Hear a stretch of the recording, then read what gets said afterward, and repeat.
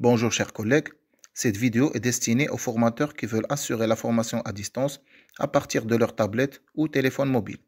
Elle vient compléter la précédente vidéo concernant l'installation de la version mobile de Microsoft Teams.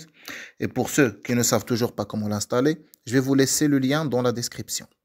Alors rapidement, l'objectif de cette vidéo est de voir comment créer un canal, planifier une séance et démarrer une visioconférence à partir de son mobile. Donc, après la connexion à la plateforme Teams Mobile, on trouve l'onglet Activités qui contient toutes les notifications ou récapitulatifs de tout ce qui s'est passé dans les canaux. On trouve l'onglet Conversation qui contient l'historique des conversations. On trouve l'onglet Équipe où on trouve l'ensemble des groupes enseignés.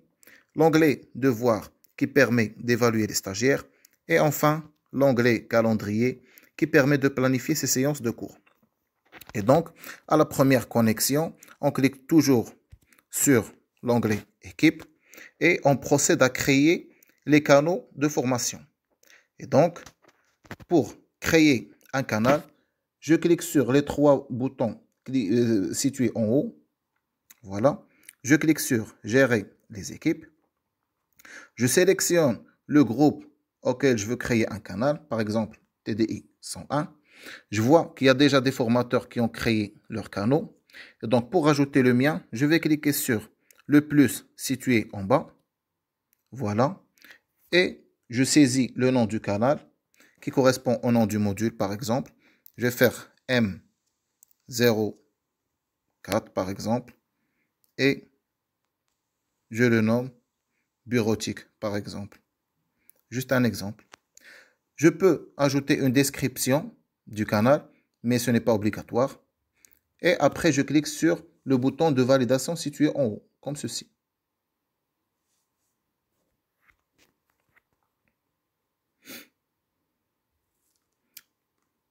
Et voilà, mon canal vient d'être créé.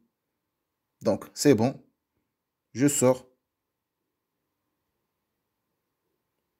Après avoir créé le canal, la deuxième étape est de planifier une séance de cours.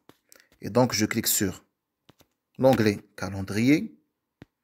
Je clique sur l'icône qui contient un petit plus juste au-dessous. Voilà. Je marque l'objet qui correspond toujours au nom du module. Bureautique. Voilà. Je clique sur Partager dans un canal. TDI 101, voilà le canal bureautique. C'est bon. Là, il me demande si cette réunion va durer une journée entière. Si c'est oui, je clique ici, mais ce n'est pas notre cas. Alors, je vais planifier la séance. Jeudi, OK. Je clique ici pour avoir le pavé numérique de 11h, OK, à 13h30. Voilà. Je clique sur OK. La séance planifiée. Il va me demander si c'est une réunion qui va se répéter. Bien sûr, puisqu'il s'agit d'un emploi du temps. Donc, je vais avoir cette séance toutes les semaines. Donc, je clique ici, voilà. Toutes les semaines. C'est bon. Je clique sur Valider. Voilà, ma séance vient d'être planifiée. Maintenant, pour démarrer une visioconférence, on va voir déjà si la séance a été planifiée. TDI 101, bureautique. Effectivement, comme vous voyez, la séance a été planifiée. Donc, je clique sur Précédent. Si je veux démarrer une conversation, c'est à partir de l'onglet Calendrier. Voilà. Je vais voir ma séance apparaître ici. Voilà. Et à côté, il y a le bouton Rejoindre. Je vais cliquer par exemple sur Rejoindre devant la séance convenable. Et voilà, comme vous voyez, je clique sur Rejoindre maintenant. Et voilà, ma visioconférence vient d'être démarrée. Alors, une rapide explication. Quand je démarre la visioconférence, je peux voir les participants par l'intermédiaire de l'icône au-dessus, là, comme vous voyez. Là, je vais voir les participants. Pour l'instant, il n'y a que moi dans la réunion, l'organisateur, mais personne n'est encore connecté. À côté, l'onglet Conversation, c'est là où les stagiaires peuvent vous poser leurs questions et vous devez y répondre. Voilà.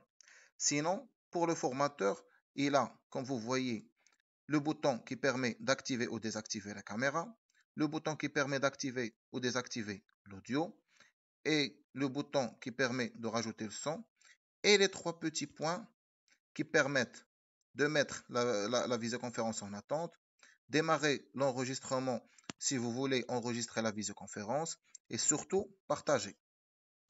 Voilà. À ce moment-là, vous pouvez partager des photos, vous pouvez partager des vidéos et partager, par exemple, des documents PowerPoint ou bien partager l'écran mobile. Ce que je vous recommande, c'est de partager vos documents PowerPoint. Voilà. Et donc, je clique sur Partager PowerPoint. Voilà. J'ai déjà des documents PowerPoint sur mon ordinateur, sur mon mobile. Je clique sur un fichier comme exemple.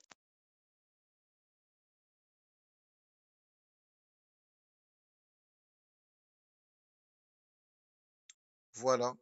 Mon fichier PowerPoint est ouvert et il est partagé avec les stagiaires.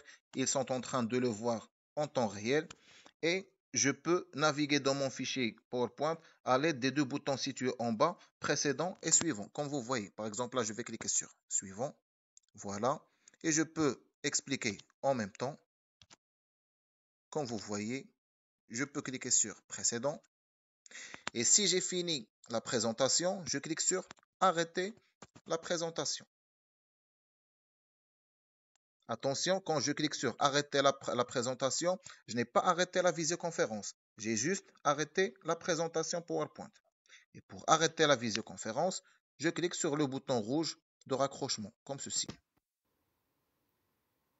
Voilà, la vidéo arrive à son terme. J'espère qu'elle vous a plu. Je vous souhaite une bonne formation.